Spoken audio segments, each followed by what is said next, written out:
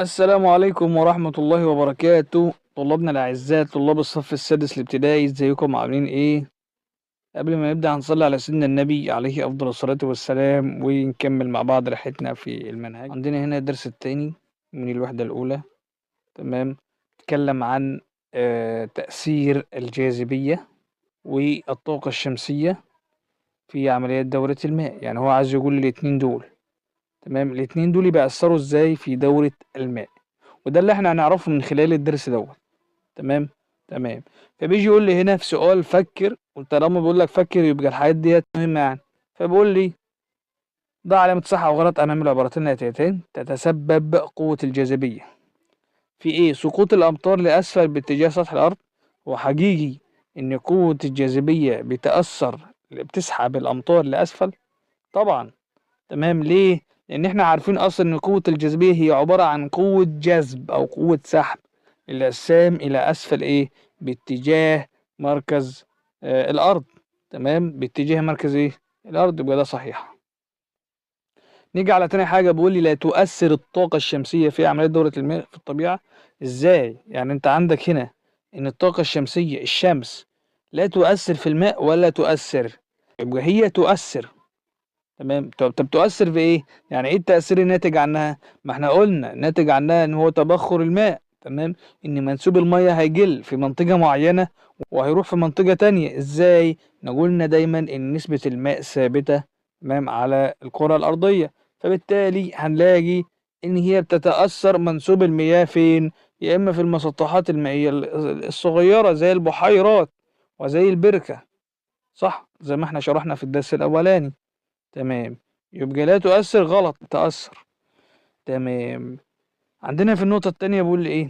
التجمعات المائية على الأرض. في الدرس دوت هنفهم ايه هي التجمعات المائية على الأرض وازاي بتتم أصلا. تمام. فقال لي ينتقل الماء من مكان لآخر على سطح الأرض فيما يعرف بدورة الماء. طبعا ده اللي عارفينه، إن الماء بتنتقل لمكان لآخر فيما يعرف بدورة الماء. يعني الشمس بتدي طاقة للمية، فبالتالي الماء يكتسب حرارة، فبالتالي يصل لدرجة الغليان ويتبخر. تمام. طب بعد كده قال لي إن قوة الرياح بتؤثر في السحب، فبالتالي تحرك السحب لمكان آخر، والأمطار تنزل في مكان آخر، فبالتالي تلاقي المية تبخرت في مكان وما نزلتش في نفس المكان، لا ده نزلت في مكان تاني. تمام. وده اللي احنا قلناه. فقال لي هنا تعريف دورة الماء. قال لي هي حركة المياه بين التجمعات المائية المختلفة. يعني المية تتحرك بين التجمعات المائية المختلفة.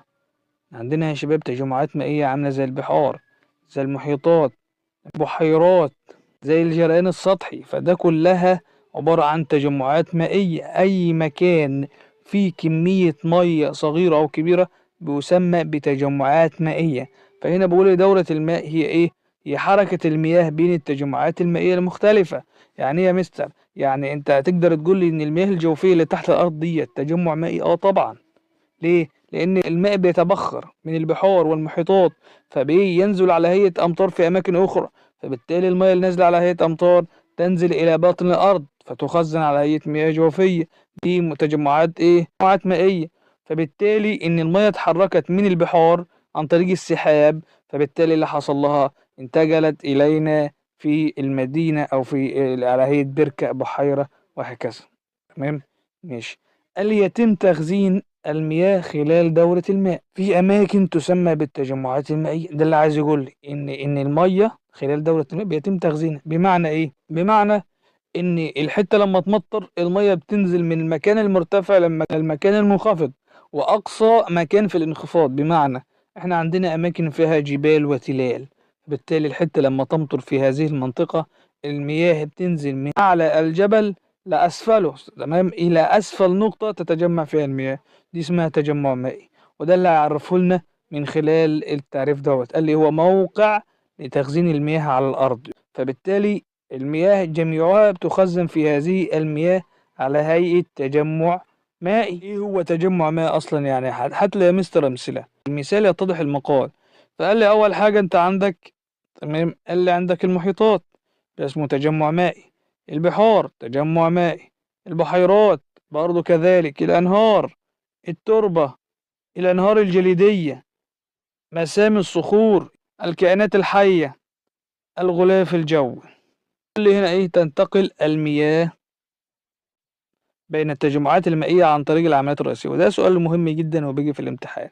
تمام. أقول لي تنتقل المياه بين التجمعات المائية عن طريق العمليات الرئيسية، اذكرها. احنا عندنا خمس طرق.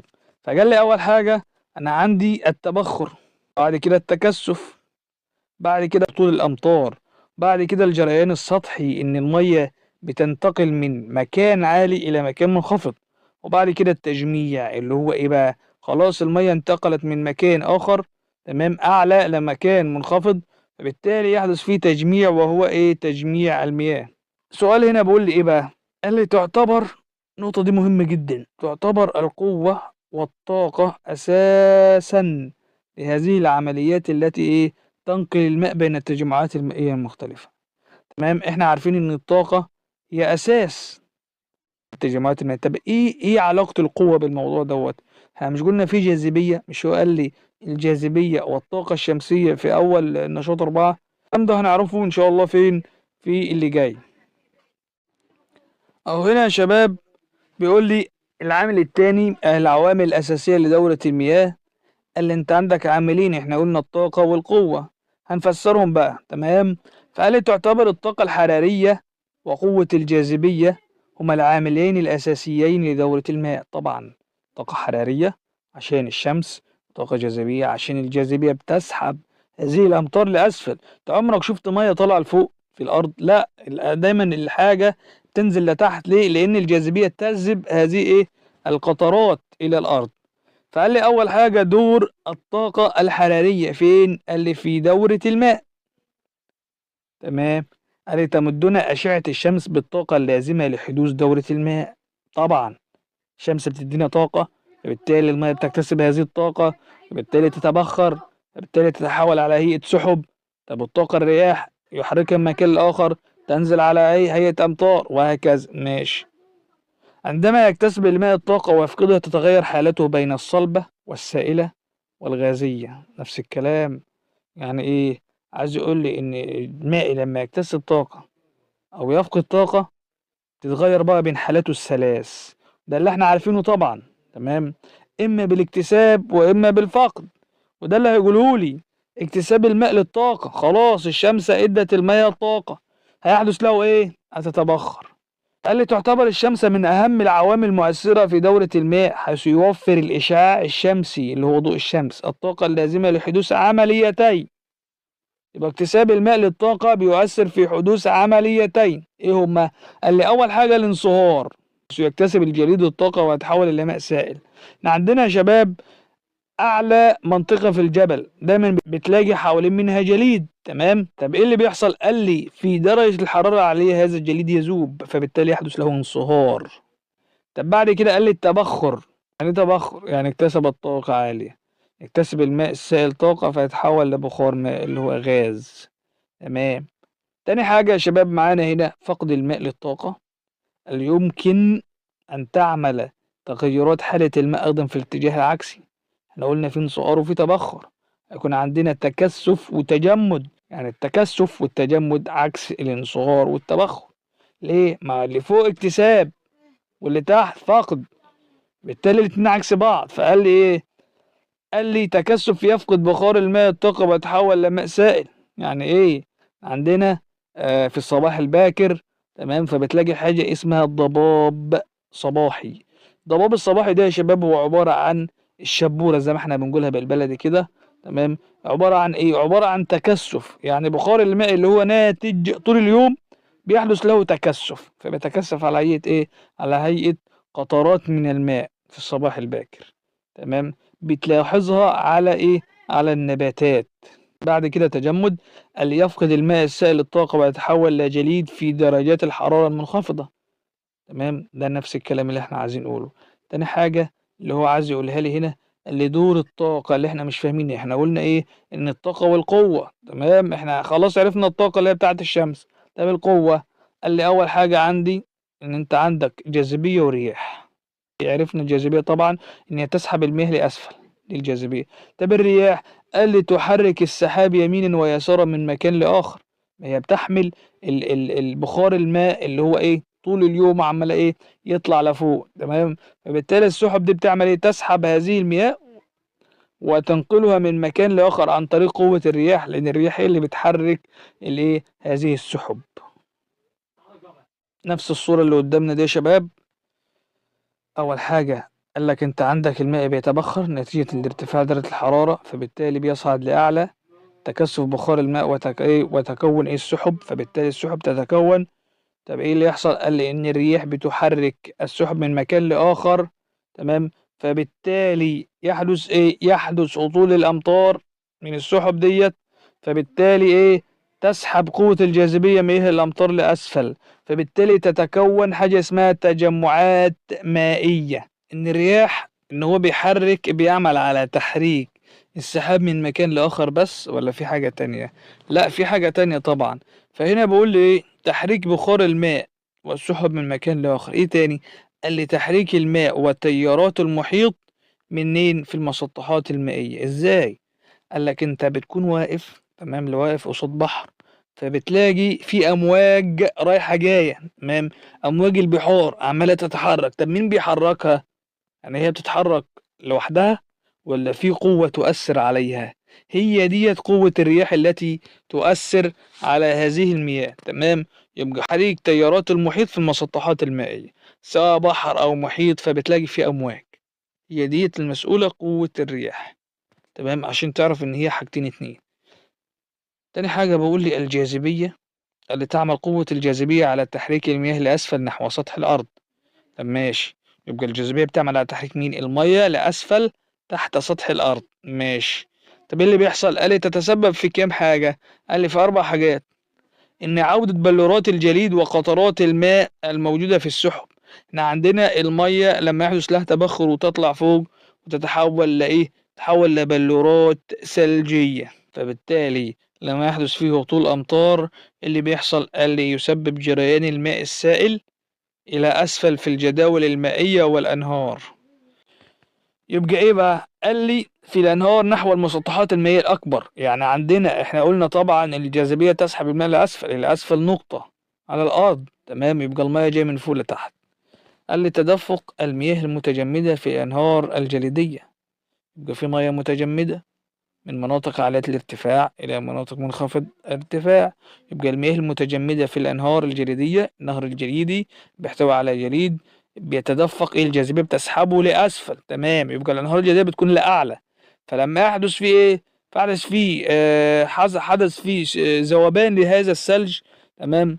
فبالتالي إن الكتل الثلجية ديت حدث لها تدفق وحركة لأسفل هذا الجبل، وبالتالي انصار الماء. احنا عندنا وقال لك ان انت عندك في شمس هنا، بالتالي وفي جليد هنا اسفل ايه؟ اعلى، اعلى ايه؟ الجبل. بالتالي لما تسيح اللي هيحصل؟ المياه هتنزل لاسفل، ده اسمه تجمع مائي. نفس الكلام اللي هو بيقول لي عليه، تمام.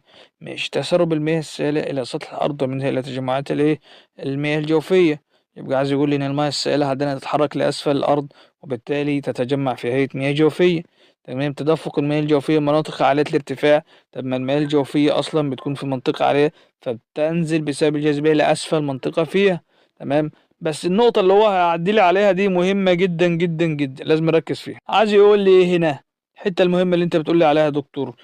قال لك دورة المياه ليست لها نقطة بداية وليست لها نقطة نهاية.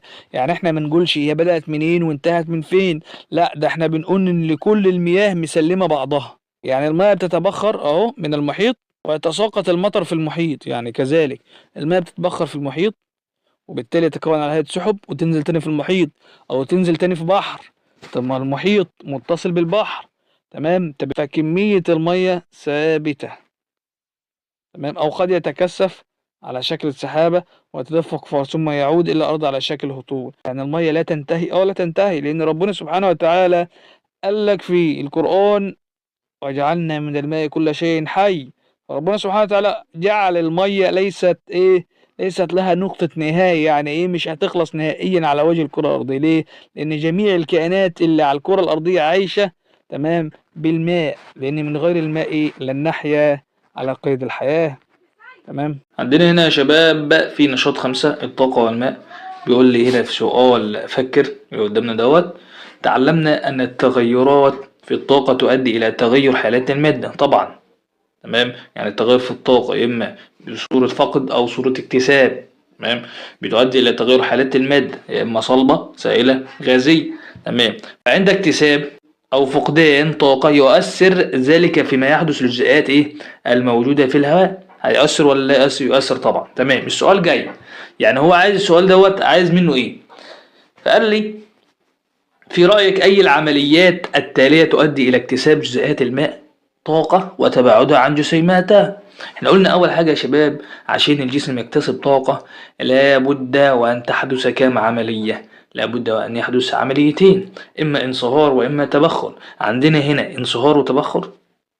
طبعا احنا عندنا هنا أول حاجة انصهار وأنا مغمض عمل على علامة صح. طب التكثف لا فقد. طب التجمد فقد برضه. تمام ماشي. بعد كده بقول لي انتقال الطاقة خلال دورة الماء. عايز يقول لي الطاقة بتتحرك ازاي في دورة الماء. قال لي أول حاجة عندما يتحرك الهواء من مكان لآخر تمام في الغلاف الجوي يمكن أن يكتسب أو يفقد طاقة. عايز يقول لي إن الهواء تمام بيتحرك من مكان لآخر لأن أصلا الهواء مادة وبيحمل جسيمات بداخله، يعني هو عبارة عن جسيمات تمام بتتحرك من مكان لآخر. تمام ماشي. طب ايه اللي بيحصل؟ قال لي يكتسب طاقة أو يفقد طاقة. تمام. قال لي الاختلاف في درجات الحرارة بقى بالنسبة للشمس يؤدي إلى حركة الهواء مما يتسبب إلى إيه؟ يعني في درجات الحرارة، درجة الحرارة لما تكون عالية أو منخفضة ده يؤثر في حركة الهواء. هتقول لي حركة الهواء إزاي؟ أقول لك يا باشا أنت عندك أصلا في الانكماش والتمدد الحراري اللي احنا خدناه قبل كده في ايه الترم الاولاني، كان بيقول لي ايه لو انت عندك بالونه مملوءه بالغاز او بالهواء اللي بيحصل اذا تعرضت ايه لدرجه حراره عاليه؟ قال لك تزداد البالون في الحجم. ليه؟ هقول لك بسبب زياده المسافات بين الذرات وضعف قوى الترابط وبالتالي يزداد حجمها. طب لو في درجه الحراره المنخفضه الجو برد قال لك تنكمش يحصل لها انكماش. تمام، ده اللي هيحدث بالنسبة لحركة الهواء. لو درجة الحرارة عالية فبالتالي حركة الهواء هتكون سريعة. ليه؟ لأن الجسيمات الهواء مكتسبة طاقة سريعة فبالتالي تتباعد عن بعضها وتزداد حركتها. تمام. طب والعكس؟ العكس في حالة ايه؟ انخفاض درجة الحرارة بالتالي هتلاقي الحركة قليلة والجسيمات ايه بتقترب من بعضها. ده اللي عايز يقوله لي. قال لي تحول الماء السائل إلى بخار ماء، يعني الماء السائل اللي موجود في على الكرة الأرضية هيؤدي إليه تحول إلى بخار ماء لأن درجة الحرارة عالية. تمام، وتعرف هذه العملية عملية التبخر. تمام. قال لي تاني حاجة تكثف بخار الماء تمام الموجود في الهواء وتحوله إلى قطرات سائلة على شكل ماء وتعرف هذه العملية بالتكثف. عايز يقول لي إن أول حاجة هنا تمام دي اسمها عملية إيه؟ عملية تبخر عند ارتفاع درجة الحرارة، وهنا تمام التانية دي عايز يقول لي ان هي عملية تكثف يعني انخفاض درجة الحرارة. بعد كده قال لي تتغير حالة الماء تمام خلال دورة الماء. تمام من ايه بقى؟ قال لي اما فقد او اكتساب الطاقة. تمام. عايز يقول لي بقى في الحتتين ايه؟ قال لي اول حاجة ان انت عندك تكتسب جزيئات الماء طاقة حرارية فإنها إيه؟ قال لي فإنها تتباعد عن بعضها وتحدث عملية انصهار أو النتح أو التبخر. تمام. طب الانصهار فاهمينه والتبخر فاهمين إيه هو النتح؟ ده اللي هنعرفه قدام. تمام ماشي. تفقد جزيئات الماء طاقة حرارية تمام فإنها تتقارب من بعضها وتحدث عملية التكثف والتجمد عند إيه؟ عند الفقد. ده كل الكلام ده احنا عارفينه طبعا وفي الترم الأولاني فاهمينه كويس جدا. ماشي. قال لي هنا بقى هيكلمني على عمليات اللي هو ذكرهم. قال لي هنا بقى إيه؟ عملية التبخر. قال لي تقوم الشمس خلال دورة الماء بتسخين المياه. تمام. قال لي سواء كان في المحيطات او البحار او البحيرات او الجداول مسطحات مائية كل اللي عندي. تمام. كل التجمعات المائية اللي عندي. قال لي ما ادي ذلك لايه؟ قال لي تبخر الماء نتيجة اكتساب طاقة حرارية معروف. طب السؤال هنا بقى بيقول لي ايه؟ بيقول لي عرف ايه؟ عرف ايه التبخر؟ ما هو التبخر؟ التبخر طبعا انا عارف هو ايه؟ تحول الماء من ايه او المادة من الحالة السائلة للحالة. بعد كده يا شباب بيكلمني في عملية النتح. قال لي عملية النتح من العمليات المهمة جدا التي تقوم بها النباتات في حالة ارتفاع درجة الحرارة يبقى بدل ما كان عندي عمليتين فقط اللي هو انصهار وتبخر، لا اصبح عندي ايه؟ اصبح عندي عمليه نتح، وده موجوده في النبات. تمام. قال لي يحدث التبخر ايضا في اوراق النباتات، يعرف هذا النوع باسم النتح. يعني دلوقتي النتح مرتبط باوراق النباتات، تمام، مش مرتبط بالماء، ده مرتبط بالاثنين، الماء واوراق النباتات. تمام. قال لي عمليه النتح بيعرفها لي ويقول لي هي عمليه تقوم بها اوراق النباتات. ليه بقى؟ قال لي التخلص من الماء الزائد في صوره بخار. يبقى انا عندي نبات بيمتص الماء من الجذور من التربه، يعني بيمتص الماء من التربه عن طريق الجذور، فبالتالي ايه؟ بتصعد هذه الماء لباقي اجزاء النبات طبعا. بعد كده قال لي ايه؟ قال لي ان في كميه الميه الزائده في الماء، الماء بيكون ممتص كميه ميه زائده، فبالتالي عند ارتفاع درجه الحراره زي ما يقول كده، احنا عندنا في البشر لما الجو بيرتفع درجه الحراره، الميه الزائده في الجسم الانسان بتعمل ايه؟ قال لي بتخرج عن طريق الغدد العرقيه. يعني الانسان في الصيف بتلاقيه بيعرق، تمام، في نفس الوقت لما يجي يجري ويبذل مجهود بتلاقي العرق بتاعه شديد. نفس الكلام، دي اسمها ايه؟ اسمها املاح زائده او ميه زائده، تمام، تخرج عن طريق ايه؟ العرق. كذلك عندنا في النبات طبعا نفس الكلام، بيحدث له عمليه تبخر. يعني الميه الزائده في النبات في درجه الحراره العاليه في الصيف بنلاحظ ان هو برضو بيخرج منه ماء على هيئه عرق، يعني قطرات من الماء البسيطه يحدث لها تبخر. ليه؟ قال لي ان الميه دي بتكون زايده في النبات بيعوز ان هو يطلعها، فبالتالي لما يطلعها بيطلعها على ايد قطرات من خلال مين؟ الصغور اللي موجوده في اوراق النباتات. قال فبالتالي درجه الحراره عاليه على الورقه، اصلا على سطح الورقه، الميه ده هتتبخر. تمام. لو بصينا عندنا هنا في الصوره اللي قصاد مننا ده، هتلاقي قال لك ايه؟ ده دي في ميه، دي صغور اللي قصاد مننا ده، تمام، وبالتالي ايه؟ وبالتالي هنلاقي نلاحظ ان البخار هنا، تمام، عمال يصعد من شده درجه الحراره. قال لي تتم عملية النتح خلال فتحات توجد في أوراق النبات تسمى الصغور. طبعا يبقى الصغور موجودة فين؟ على الأوراق، تمام، نفس الكلام. يعني الصغور ده مش بتعمل على عملية دفع وخروج الهواء، لا، يعني مش مسؤولة عن الهواء بس، لا، ده مسؤولة كمان عن ايه؟ عن عملية النتح. تنتج عملية النتح حوالي 10% من بخار الماء الموجود في الهواء. يعني بخار المية الموجودة في الهواء في منه 10% من حجم بخار الماء اللي موجود على سطح الكرة الأرضية من عملية النتح، من عملية النباتات. تمام؟ ماشي. قال لي بعد كده تساعد الأشجار والنباتات في توازن الماء أو دورة المياه لوجود الكثير من الرطوبة في الهواء دائما. يبقى الأشجار والنباتات في إيه؟ بتساعد في توازن دورة الماء. يبقى من حكمة ربنا سبحانه وتعالى إن إيه؟ إن المية اللي النبات بيمتصها بيخرجها على هيئة ايه؟ بخار ماء. وصلت؟ وباخد بس جزء منها، تمام، وخرج الباقي، وهي بتساعد على توازن ايه؟ عملية او دورة المياه، بحيث ان نسبتها اديناها ثابتة 71%. تمام. قال لي بعد كده يمكنك ملاحظة عملية النتح وأنت تراقب نباتا صغيرا معرضا للشمس ملفوفا بكيس بلاستيك حوله وتتكون قطرات من الماء على الكيس الداخلي. عايز يقول لي في المقولة ديت ان عمليه النتح انت مش بتشوفها في الشكل العادي. طب انا هلاحظها امتى؟ انا عايز الاحظ العمليه دي، انت بتقولي في عمليه بتحدث اصلا في النبات اسمها عمليه نتح. طب انا يا دكتور عايز اشوف الكلام دوت، اعمل ايه؟ قال لك انت هتجيب نبات صغير، هتجيب كيس صغير وتروح ايه؟ حطه على اوراق النبات وتروح جافل عليه، وتلاحظ واحده واحده هتلاقي ان في قطرات ماء تسربت على ايه؟ على الكيس من الداخل. هتلاقي في قطرات ميه تسربت على الكيس من الداخل، فبالتالي انت هتلاحظ الكلام دوت. اسمها ديت عمليه النتح. تمام. مهم جدا الحته ديت. بيقول لي ايه؟ بيقول لي ان تتوقف عمليه النتح على عده عوامل. ايه هي بقى؟ قال لي على 3 عوامل. اول حاجه عندك حجم الاوراق، تاني حاجه توافر الضوء، تالت حاجه كميه الطاقه الشمسيه. اول حاجه حجم الاوراق، يزداد معدل النتح في الاوراق الكبيره على الاوراق الصغيره. طبعا ليه؟ لان مساحه السطح المعرضه للشمس كبيره، لان الاوراق الصغيره بيكون المساحه بتاعتها ضئيله، انما الاوراق الكبيره لا، ده مساحتها كبيره، فبالتالي ايه بقى؟ هتمتص اكبر قدر من ضوء الشمس، فبالتالي يحدث ان يتبخر كميه عاليه من بخار الماء. ماشي. توافر الضوء.